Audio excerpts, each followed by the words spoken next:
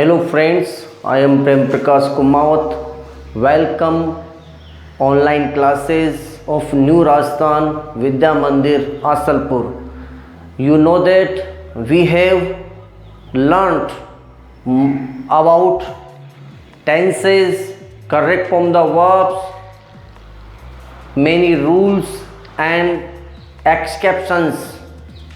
Today we are going to discuss on some more rules related to correct form of the verb. Okay, let's start today class related to correct form of the verbs. Today we are going to discuss on miscellaneous rules related to correct form of the verbs. It's so important for students, so focus your mind on today's topic.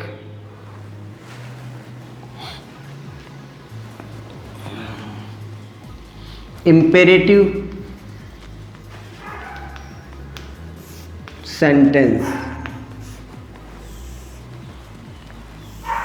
There are many rules related to imperative sentence on correct form of the verbs. यहाँ पे correct form of the verb से संबंधित imperative sentence के भी काफ़ी rule जो पूछे जाते हैं वो देखते हैं। आप जानते हो करेक्ट जो इंपेरेटिव सेंटेंस है वो V1 से या आपके डू नॉट या लेट से शुरू होता है। इससे रिलेटेड कैसे क्वेश्चन पूछे जा सकते हैं correct form of the verb में, जैसे प्लीज,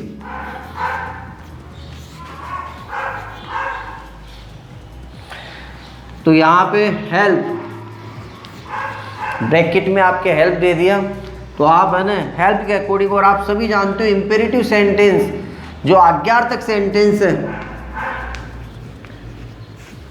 जिनमें सब्जेक्ट दिया हुआ नहीं रहता है, वैसे सब्जेक्ट यहाँ पे छुपा हुआ है यू, जैसे तुम, यहाँ पे ये छिपा हुआ है, ये शो नहीं करता है यू, मगर प्लीज जैसे यू या प्लीज यू हेल्प मी, हमेशा ऐसे सेंटेंस में हेल्प यानी V1 का ही प्रयोग होता है। ऐसे ही प्लीज हो चाहे काइंडली हो, ऐसे काइंडली, सर, मैडम, ऐसे जो प्रयोग होते हैं, और इसके बाद में जस्ट V1 से शुरू हो, यानी जिन सेंटेंस में सब्जेक्ट नहीं आता है उसमें फिर V1 और ऑब्जेक्ट का प्रयोग करते हैं हम। ये इंपेरेटिव से रिलेटेड मिसलेनियस रूल्स है correct form of the verb. इसके अलावा आपके डायरेक्ट ये भी पूछ सकते हैं, These questions solve, ये कुछ नहीं, इसमें स्टार्टिंग में ही आपके ये दे रखा है ब्लैंक, तो आपको इसमें है सोल्व, यही आएगा। ये related to imperative sentence, so we use V1। Next rules,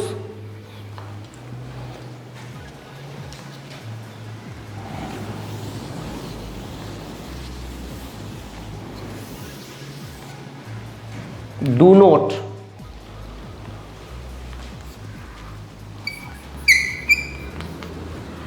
if you find sentence begins do not, then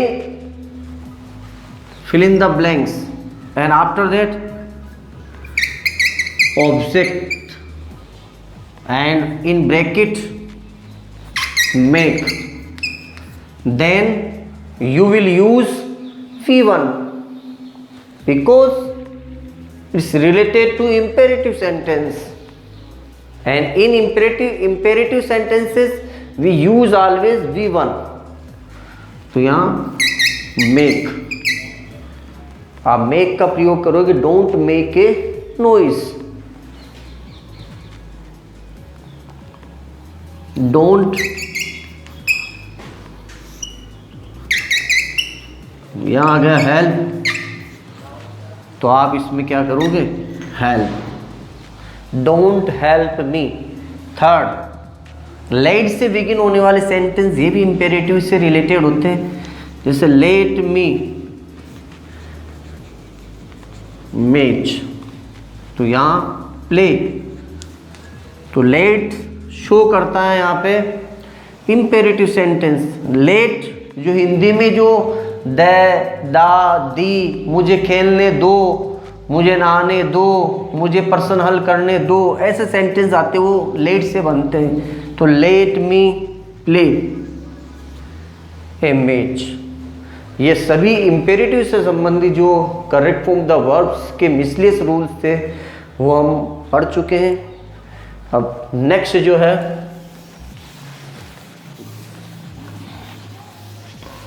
rules है मिसलेस से रिलेटेड, उसमें चलते हैं। Conditional sentence, conditional sentence. Friends, you have learned about some rules related to conditional sentence. We have taught about open condition and impossible condition, and the third is improbable condition. But once again we want to more discuss about conditional sentence related to correct form of the verbs. Let's start. Conditional sentence, शर्त वाले वाक्य, ये it is divided into 3 category या 3 kinds। ये 3 प्रकार के होते हैं कंडीशनल। फर्स्ट ओपन, दूसरा impossible, and last is improbable. Open conditional, impossible conditional and improbable, इन तीनों पे डिस्कस करते हैं। सबसे पहले ओपन कंडीशनल सेंटेंस की बात करते हैं, जो क्लोज से रिलेटेड होता है। इफ, एक में आपके प्रेजेंट सिंपल का यूज होता है, तो दूसरे में पास्ट सिंपल का प्रयोग होता है। ये क्लोज हो गया। दूसरे में इफ प्लस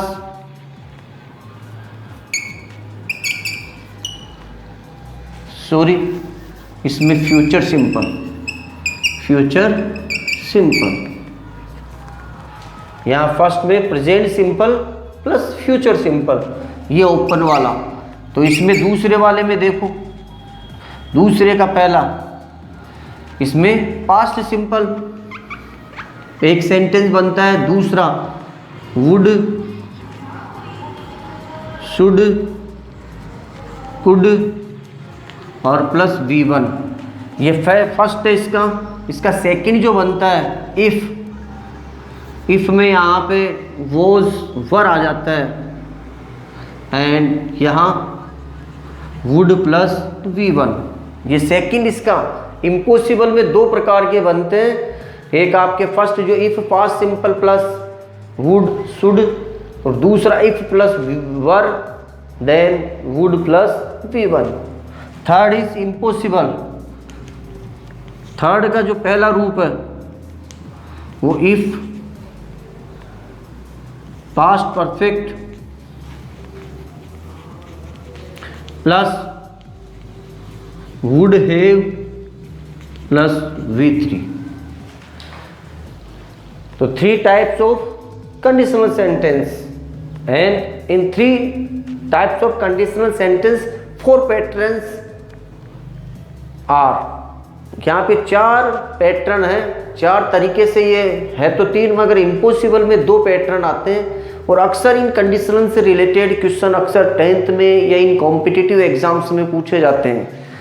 ये जो टॉपिक है आपके 6 से लेके और 11 तक करेक्ट फॉर्म द वर्ब का टॉपिक चलता है, ग्रामेटिकल से रिलेटेड, और ये काफ़ी हेल्दी भी है, मार्क एबल भी है।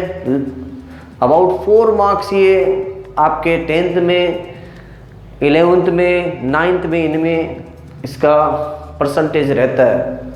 तो ये काफ़ी इम्पोर्टेंट है। और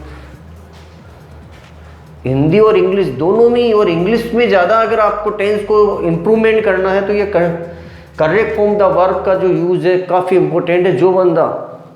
जो students correct form the verb को क्लियरली अंडरस्टैंड कर लेता है वो इंग्लिश में कोई दिक्कत नहीं आती है उसको। वो such a student make sentences and other grammatical rules very easily, can solve very easily. इनके एग्जाम्पल्स को देखते हैं। एग्जाम्पल्स, कंडीशनल सेंटेंस के एग्जाम्पल्स आपके इफ ही वर्क्स हार्ड,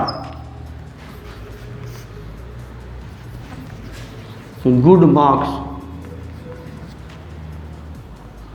यहां गेट दे दिया और मैंने आपको पहले ही बताया था यहाँ पे प्रेजेंट सिंपल शो हो रहा है, ही के साथ V1 प्लस एस। ये पहला क्लोज है प्रेजेंट सिंपल से, तो यहाँ पे फ्यूचर सिंपल का प्रयोग होगा विल और गेट। ऐसे इसमें ये पहला एग्जाम्पल, दूसरा एग्जाम्पल यहाँ पे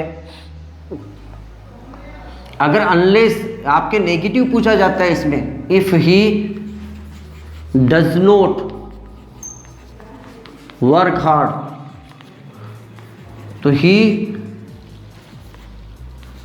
गुड मार्क्स, जैसे आपके दे दिया गेट।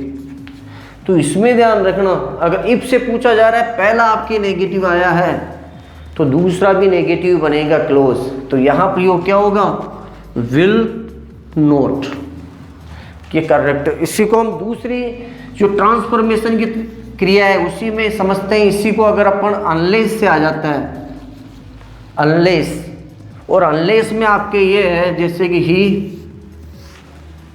यहाँ इस पे blank and he will not get good marks, तो यहाँ पे वर्क, अगर ये फिल इन द ब्लैंक्स आपके है, इसको फिलअप करना है तो यहाँ थोड़ा सोचने वाली बात है। मोस्ट ऑफ बंदे क्या करेंगे, इसमें भी डज नॉट वर्क करने की कोशिश करेंगे, गलत है, क्योंकि unless shows negativity, so we use positive verb. यहां पे हम वर्क्स ही यूज करेंगे क्योंकि ये अनलेस नेगेटिविटी को शो करता है। तो यहाँ भी हम नेगेटिव कर दे, यहाँ भी नेगेटिव, एक ही सेंटेंस में दो हम नेगेटिव्स का यूज नहीं कर सकते। यहाँ नेगेटिव हो रहा है तो यहाँ पे फिर अपन V1 और S रखेंगे। तो ये बहुत ही काफ़ी इंटरेस्टिंग और काफ़ी इम्पोर्टेंट रूल है, काफ़ी एग्जाम से पूछा भी जाता है। तो आप इसका थोड़ा माइंडली इसको रिमेम्बरिंग करें, समझे किस प्रकार इसका यूज होगा। इसके बाद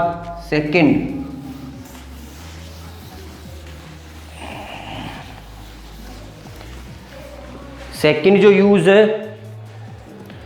वो देखिए इम्पॉसिबल का, if he worked hard he good marks,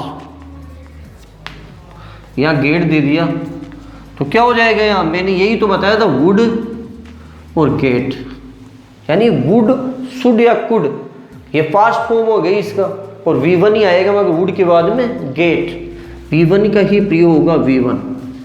ऐसे इसमें सेकंड जो रूप था, अगर आपके इफ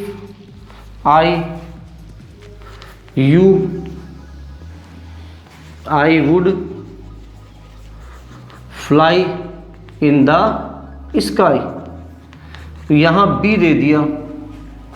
पहले बात तो यहां पे हम चाहे तो इसमें V2 भी लगा सकते हैं, मगर V2 नहीं लगाएंगे। अगर V2 लगाएंगे तो गलत हो जाएगा, रोंग। यहाँ ये देखते हैं इमेजिनेबल, यहाँ पे ऐसी इमेजिन है जो कभी पूरी नहीं होती है। देखो आई, यू, मैं अगर तुम्हारी जगह होता या तुम, इफ आई वर, अगर यही sentence if I A bird,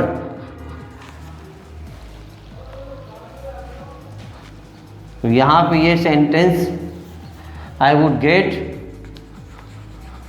good marks, अगर मैं तुम्हारी जगह होता तो मैं अच्छे नंबर लेके आता। ऐसे इफ ये दूसरा सेंटेंस, तो I would fly in the sky,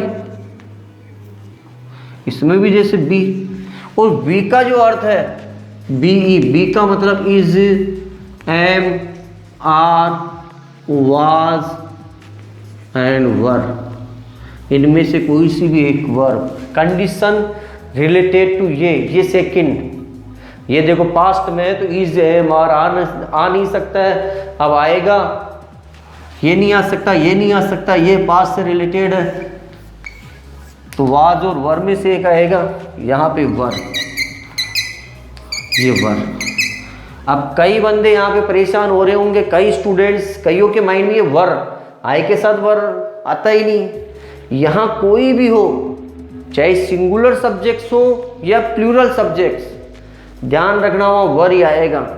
केवल ये एक ही सिचुएशन है कंडीशनल सेंटेंस की, वो भी इमेजिनेबल, इम्पॉसिबल इमेजिनेबल, जहाँ पे कोई सा भी सब्जेक्ट हो वहाँ पे वर ही आएगा। ये ध्यान देने वाली बात है, थोड़ा क्लियरली इसको माइंड में बिठा लेना। ये क्वेश्चन भी कई बार पूछा जाता है, बहुत इंपॉर्टेंट है, तो ध्यान देना इन क्वेश्चंस में, ठीक है। थर्ड रूल्स इसका वो समझते हैं, थर्ड रूल्स को अंडरस्टैंड करते हैं।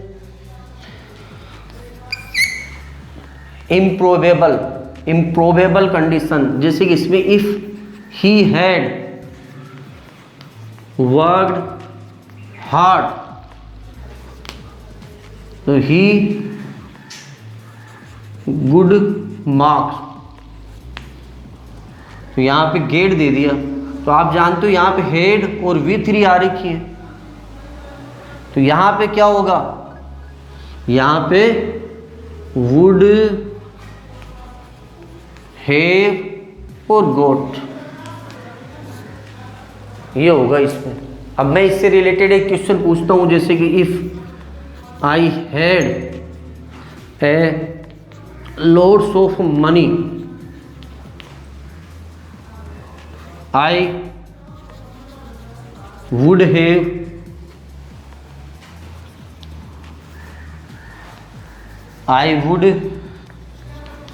help poor।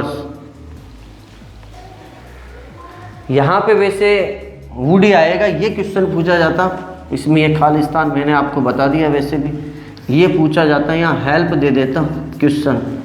और मोस्ट ऑफ बंदे क्या करते, इस हेड को देखकर यहाँ पे क्या करने का प्रयोग करते, वुड हैव हेल्प, रोंग। यहाँ देखिए ये हेड और हेड के बाद में V3 है ही नहीं, तो नहीं है, तो यहाँ पे आपको पता है हैज या हैव, सेकंड फॉर्म हेड और थर्ड फॉर्म भी हेड।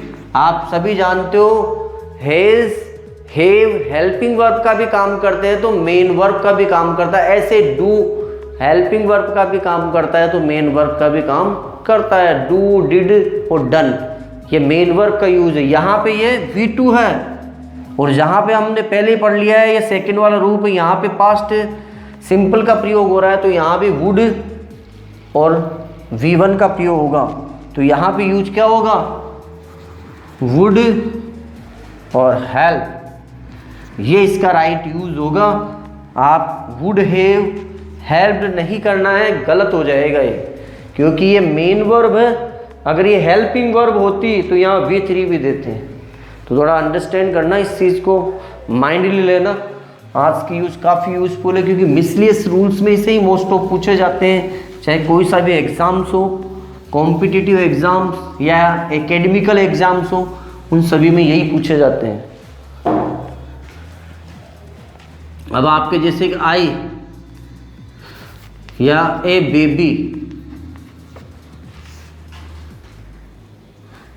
जैसे कुछ वर्ब भी अपनी स्थिति को क्लियर करते हैं।